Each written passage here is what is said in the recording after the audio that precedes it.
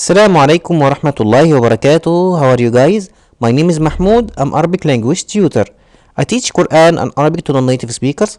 So if you'd like to have a lesson online with me, you can email me here at ustazmahmood184@gmail.com. Today inshallah we're going to learn how to say in Arabic I should have. How to say I should have in Arabic language. And before we start our lesson, please guys don't forget to like this video and subscribe for the channel. And if you could share this video with your friends, I'll be really grateful for this because this is really important for me. Thank you. And let's see example first. Okay. I should have expected that. How to say I should have expected that in Arabic language? Well, we say كان يجب أن أتوقع هذا. كان يجب أن أتوقع هذا. I should have. كان يجب أن expected أتوقع هذا that. كان يجب أن أتوقع هذا.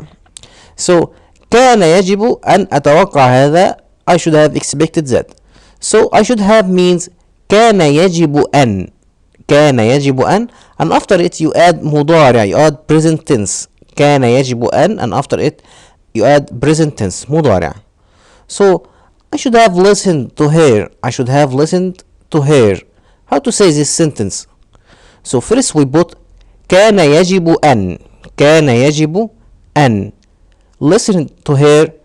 أستمع إليها. كان يجب أن أستمع listened to her. كان يجب أن أستمع إليها. Or I should have brought my umbrella. I should have brought my umbrella. So first we put كان يجب أن. كان يجب أن brought my umbrella.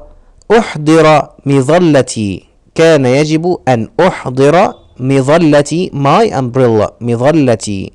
أحضر brought. كان يجب أن أحضر مظلتي.